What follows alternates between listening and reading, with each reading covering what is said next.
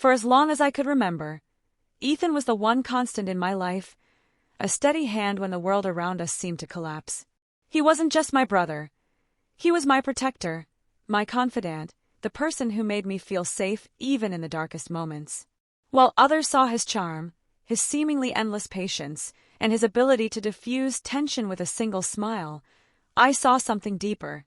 He wasn't just a good man, he was my anchor. Growing up in a house that often felt more like a battlefield than a home, Ethan shielded me from the worst of it. Our parents' arguments were sharp, venomous things that left cracks in the walls in our hearts. But Ethan? He was the glue, the one who made sure I got through each day unscathed. When I cried myself to sleep as a kid, he'd sit by my bed and hum softly until I drifted off. He carried the weight of our broken family, so I wouldn't have to. But nothing prepared us for the day we lost Mom. The accident shattered what little stability we had left. She'd been the quiet force holding everything together, and her absence left a void so profound it felt like we were drowning in it. I was 20, about to start college, while Ethan, already in his mid-20s, stepped into a role he hadn't asked for but embraced nonetheless. "Move in with me," he'd said after the funeral, his voice steady but his eyes reflecting the same grief I felt. "You don't need to be alone in that house. It's too much for you right now." I didn't argue. The house we'd grown up in was suffocating, filled with echoes of Mom's laughter and the faint smell of her perfume lingering in the hallways. I packed my things and moved into Ethan's apartment in the city, a sleek, modern place that felt like another world compared to the cluttered warmth of our childhood home. At first, living with Ethan felt like the comfort I desperately needed. He took care of everything. Cooking meals, making sure I ate even when grief robbed me of my appetite, and listening patiently when the sadness became too heavy to carry alone. We fell into an easy rhythm like we always had. He was a calm in my storm, and I clung to him like a lifeline. But over time, something shifted. It was subtle at first, almost imperceptible. The way he'd brush his hand against mine when passing me the remote, or how his hugs lingered just a beat longer than they used to. Once, while we were washing dishes after dinner, his hand grazed mine under the soapy water. I laughed nervously, shaking it off, but the way his eyes caught mine sent a jolt through me. I told myself I was imagining things. We were grieving, clinging to each other in the aftermath of our loss. Then one evening, 6 months into living together, that undercurrent became impossible to ignore. We were watching a movie on the couch, something lighthearted to distract from the weight we both carried. The room was dim, lit only by the flickering screen. I had curled up beside him, the warmth of his arm brushing against mine as we shared a bowl of popcorn. Out of nowhere, he reached over, his fingers brushing a strand of hair from my face. His touch was light, almost hesitant, but it sent a shiver down my spine. "You look so much like Mom," he murmured, his voice soft. "Beautiful." The words hung in the air, thick and heavy. My heart stuttered, a strange mix of confusion and unease settling in my chest. I laughed awkwardly, brushing his hand away with a forced smile. "That's kind of weird, Ethan." He chuckled too, but there was something in his eyes I couldn't place, something that made my stomach twist. After that night, I couldn't stop noticing the little things. The way his hand would linger on my shoulder when he passed behind me, or how he'd find excuses to touch my hair, his fingers brushing against my neck in a way that sent chills racing down my spine. It felt wrong, but I couldn't bring myself to confront it. He was my brother, the one person I trusted more than anyone in the world. Surely I was imagining things. Then came the kiss. It happened late one night, after a particularly emotional day. We'd been talking about Mom, reminiscing about her laugh, her love for old vinyl records, and the way she'd sing along even though she couldn't carry a tune. Tears had welled up in my eyes, and before I knew it, I was crying into Ethan's chest. He held me close, his hand gently stroking my back. "It's okay," he whispered, his voice thick with emotion. "I've got you."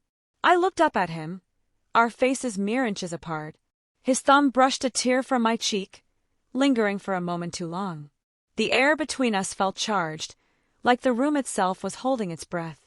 Before I could process what was happening, he leaned in. His lips brushed against mine, soft, hesitant, as if he were testing the waters. I froze, my mind racing, but my body didn't move. When he pulled back, his eyes searched mine, as if waiting for some kind of reaction. "I'm sorry," he said quickly, his voice barely above a whisper. I didn't mean to." But he had. We both knew he had. I stumbled to my feet, my heart pounding so loudly it drowned out the sound of his apologies. I need some air," I stammered, grabbing my jacket and bolting out the door before he could stop me. The cool night air hit me like a slap, but it did nothing to calm the storm raging inside me. My mind was a whirlwind of emotions: confusion, anger, betrayal, and a flicker of something I couldn't name, something that scared me more than anything else. I stayed out until the early hours of the morning, wandering aimlessly through the city streets. When I finally returned, Ethan was waiting for me, his face a mask of guilt and regret. He didn't say anything, just watched as I walked past him and locked myself in my room. That night, as I lay in bed staring at the ceiling, I realized our relationship had crossed a line that couldn't be uncrossed. The trust I'd always had in him was fractured, and I wasn't sure if it could ever be repaired. Days turned into weeks, yet the weight of that night hung between us like a storm cloud refusing to pass. I tried to focus on anything but him: school, work, even mindless chores, but it was impossible to ignore the gravity of his presence. Ethan was always there, close enough to feel, but just out of reach. He started finding reasons to linger in the same room. Whether it was folding laundry on the couch while I pretended to read or standing by the kitchen counter while I made coffee, he was always nearby. It wasn't overt or intrusive, but his proximity felt deliberate. One evening, it was raining, the kind of downpour that turns the world gray and softens the sharp edges of reality. I sat by the window, watching the droplets race down the glass, their paths unpredictable and chaotic, much like my own thoughts. The house was quiet, save for the faint hum of the heater and the occasional creak of the floorboards. Ethan walked in then, his steps soft but purposeful. I didn't turn to look at him, but I could sense him. His movements, his pauses, the way he leaned against the doorframe as if debating whether to step closer. He did. I felt the couch shift as he sat down beside me, the cushions dipping under his weight. The space between us was almost non-existent, his knee brushing against mine. It was a fleeting touch, accidental, but it ignited something in me, a spark I couldn't suppress.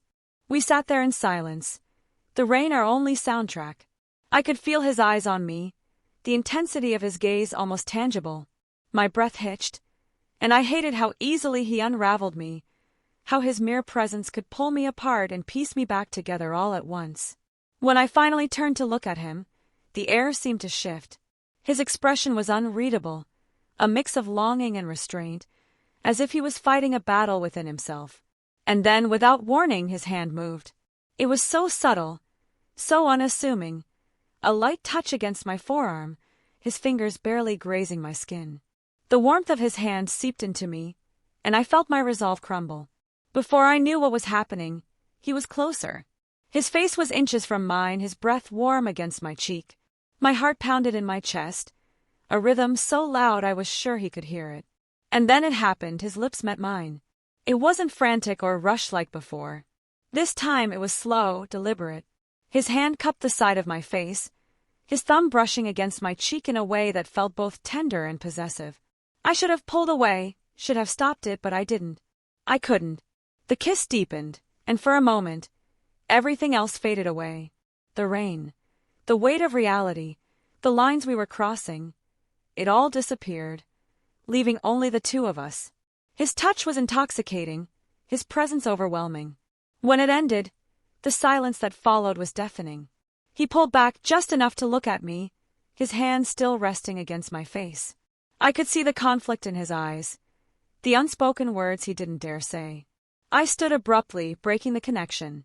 My legs felt unsteady as I moved away from him, my mind a whirlwind of emotions. I couldn't stay there, couldn't face the truth of what we'd just done. Without a word, I left the room, the sound of the rain growing louder as I closed the door behind me. At first, I thought I'd found relief. With Ethan's attention completely absorbed by his new girlfriend, Lyla, the suffocating weight of our last kiss seemed to lift. He was consumed by her presence, doting on her in a way I hadn't seen before. And for a while, it was almost easy to convince myself that things were normal again.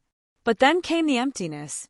I hadn't realized how much I had come to rely on Ethan's warmth, the casual conversations, the stolen moments of comfort that felt so easy, so natural. Now he barely noticed I was in the room. It was as though Lyla had built a wall between us, and Ethan was all too happy to stay on her side. Lyla, for her part, made it clear she despised me. She didn't say it outright, but it was in the way she looked at me, her eyes sharp and scrutinizing, like she was constantly searching for cracks in my facade. She was territorial, always hovering close to Ethan, her hand on his arm or her voice cutting into our rare interactions. I told myself it didn't matter. After all, wasn't this what I wanted? Distance, clarity, a way out of the tangled mess we created? But the more I tried to accept it, the more I found myself aching for him. I hated myself for it, for the way my chest tightened when I saw them together, for the way I couldn't stop comparing her touch to mine. Things came to a head one evening when Lyla made a pointed comment about how I was always around. Her words were laced with venom, but she masked it with a sweet smile, as though she expected Ethan to laugh along with her. He didn't. I saw the flicker of discomfort in his expression, the way his brows furrowed as though her words had struck a nerve. But he didn't defend me either. He simply changed the subject, leaving me to swallow the lump in my throat. The days that followed were a blur of tension. Lyla's grip on Ethan only seemed to tighten, and I began to notice the cracks in their relationship. She was demanding, always needing more time, more attention, more proof of his commitment. And Ethan, though patient, was starting to wear thin. I wasn't surprised when the fights began. Their voices would carry through the house, sharp and biting, a stark contrast to the quiet connection Ethan and I had once shared. And then one day she was gone. I came home to find Ethan sitting on the couch, his head in his hands. The house was eerily quiet, and for a moment I hesitated, unsure if I should approach him. But the sight of him like that, so lost and vulnerable, drew me in.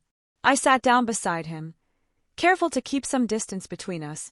He didn't look at me right away, but I could feel the tension radiating off him. "She's gone," he said finally, his voice hollow. I nodded, unsure what to say. Part of me felt relieved, though I hated myself for it. But the relief was quickly overshadowed by a pang of guilt. Ethan had always been there for me, and now, when he needed someone, I couldn't bring myself to say the right words. The silence between us stretched on, heavy and suffocating. I wanted to reach out, to offer some small comfort, but I didn't trust myself. Then, without warning, Ethan turned to me. His eyes were filled with something I couldn't quite place: pain, longing, maybe even regret. "I miss how things used to be," he said, his voice barely above a whisper. My breath caught in my throat. I didn't know what to say, so I said nothing. But the look in his eyes was enough to undo me. Before I could stop myself, I closed the gap between us. My hand reached for his, our fingers brushing in a way that felt both tentative and electric. His gaze flicked down to our hands, and when he looked back up, something in his expression shifted. And then he kissed me. It wasn't like the last time. This was slower, more deliberate, as though he was trying to say everything he couldn't put into words. His hands cupped my face, his touch steady and grounding, and for a moment, the rest of the world faded away. When we finally pulled apart, the air between us was charged, thick with the weight of everything we'd left unsaid. Ethan's forehead rested against mine, and I felt the warmth of his breath against my skin. "I'm sorry," he whispered, his voice breaking. I didn't respond. I couldn't. All I knew was that, for better or worse, we had crossed a line we could never uncross. The kiss didn't fix anything. If anything, it only made the air between us heavier, more loaded with the unspoken. Ethan didn't pull away, and I didn't either. For a moment, we just sat there, frozen in the stillness that followed, our breaths shallow and tangled. His hands lingered on my face, his thumb brushing my cheek as if trying to ground himself in the reality of what had just happened. When he finally moved back, the space he left felt colder than it should have. I stayed where I was, unsure of what to say or do. Part of me wanted to pretend it hadn't happened, to rewind the clock and step away from the line we'd crossed. But another part of me, the part that had been aching for him for weeks, couldn't bring itself to regret it. Ethan ran a hand through his hair, his gaze fixed on the floor. "We should talk," he muttered, more to himself than to me. I nodded, though the thought of putting this moment into words felt impossible. What could I say? That I'd missed him? That his distance had been unbearable? That I hated how much I needed him? Even now. But Ethan didn't say anything else. Instead, he stood, pacing the room like he was trying to shake off the weight of it all. I stayed seated, my hands clenched in my lap, watching him. He looked so lost, so different from the Ethan I'd grown up with. For days after that, we avoided each other. It wasn't intentional, at least not on my part, but every time I heard his footsteps or caught sight of him in the hallway, my heart would race, and I'd find an excuse to disappear. He didn't chase me. It wasn't like before, when I'd felt his absence like a wound. Now it was more of a low hum, a constant reminder that things between us had changed. The distance gave me too much time to think. I replayed that night over and over in my head, dissecting every glance, every touch, every word. I hated how much I craved it, how much I wanted to feel his hands on me again. But I also hated the guilt that came with it, the nagging voice in the back of my mind that told me this wasn't how things were supposed to be. Ethan, for his part, seemed to be dealing with his own turmoil. I'd catch glimpses of him sometimes, sitting on the porch with his head in his hands or staring out the window like he was searching for answers he couldn't find. He wasn't the same since Lyla left, but I knew it wasn't just her absence that was weighing on him. One evening, I found him in the kitchen, leaning against the counter with a glass of water in his hand. He didn't notice me at first, and for a moment, I considered turning around and leaving. But something about the way he looked, so tired, so defeated, made me pause. I stepped into the room, the sound of my footsteps breaking the silence. He looked up, his eyes meeting mine, and for a second, neither of us said anything. There was no dramatic confrontation, no impassioned speech. We didn't need words to acknowledge the shift between us. It was there in the way he looked at me, his gaze soft but guarded, as though he was trying to figure out how to bridge the gap without making it worse. He took a step closer, then another, until we were standing just a few feet apart. My heart pounded in my chest, but I didn't move. I couldn't. Ethan reached out, his fingers brushing against mine in a fleeting touch that sent a shiver up my spine. It wasn't much, but it was enough to make my resolve crumble. "I can't lose you," he said finally, his voice barely above a whisper. It wasn't a declaration of love or a promise of something more. It was a simple truth, one that hung heavy in the air between us.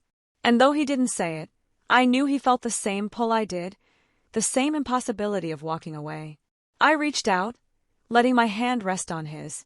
His fingers closed around mine, and for the first time in weeks, I felt the tension in my chest ease just a little. We didn't kiss again that night. Instead, we stood there in the quiet, holding on to each other like we were afraid to let go. But even as we stood there, I knew this wasn't the end. It was only the beginning of something neither of us fully understood, something that would test us in ways we weren't ready for. Ethan had always been the one person I could count on, my rock when everything else seemed uncertain. When we were kids, he was my protector, the one who shielded me from life's harsher edges. Back then, there had been clear boundaries, lines that defined what we were to each other: siblings, confidants, family. But somewhere along the way, those lines had begun to blur. It didn't happen all at once. It was gradual, like sand being eroded by the tide. First came the moments when I noticed him in ways I wasn't supposed to, how his laugh lingered in the air longer than it should, how his touch, even the innocent ones, left a warmth that stayed with me. I pushed those feelings aside, telling myself they were nothing, just fleeting thoughts born out of loneliness. But then there were the nights when the silence between us grew too heavy, too intimate. When he would sit beside me on the couch, closer than he needed to, his arm draped casually around my shoulders. It wasn't what he did, it was how it felt. Safe, yes, but also charged, like a current humming beneath the surface. I tried to convince myself it was in my head, that I was reading too much into things. But deep down I knew better. We had crossed some invisible line, and there was no going back. Looking back now, I can't pinpoint the exact moment when everything shifted. Maybe it was the day I realized I craved his attention more than anyone else's. Or maybe it was when I started resenting the women who came into his life, who stole his focus and left me feeling like I was on the outside looking in. The worst part was that I knew it was wrong. I knew that what we had become wasn't normal, wasn't healthy. But I couldn't stop myself from wanting it. Wanting him. And Ethan? He never said anything, but his action spoke volumes. The way he would drop everything to be there for me. The way his eyes lingered just a little too long when he thought I wasn't looking. It was as if we were both caught in the same current, unable or unwilling to swim against it. When I got the call about the job at the cafe, it felt like a lifeline. For the first time in months, I had something to focus on, something that was mine. It wasn't much, but it was enough to give me a sense of purpose, a reason to get out of bed in the morning. But even then, Ethan's shadow loomed over everything. I couldn't tell if he was proud of me or if he saw my job as some sort of rejection, a step away from the life we had built together. Maybe it was both. I thought about all of this as I sat by the window, the weight of our tangled lives pressing down on me. The job was supposed to be a new beginning, but instead, it felt like just another complication in a life that was already too messy. That evening, when Ethan walked into the room, I felt his presence before I even saw him. He always carried this energy, this gravity that pulled me in whether I wanted it to or not. He stood behind me for a moment, his hand brushing lightly against my shoulder as he passed. It was such a small gesture, barely even noticeable, but it sent a shiver down my spine. I closed my eyes, trying to steady my breathing, trying to convince myself that I was imagining things. But when he leaned down, his lips grazing the top of my head in a brief, feather-like kiss, I knew I wasn't imagining anything. My heart ached, torn between the desire to pull him closer and the desperate need to push him away. But as he lingered there, his warmth seeping into my skin, I realized that I couldn't do either. Because the truth was, I didn't want to let go. Not of him, not of us, not of the life we had built together, no matter how blurred the lines had become. And as his hand slid down my arm, his fingers brushing against mine before he pulled away, I knew that he felt the same way. It didn't make it right, but in that moment it didn't matter.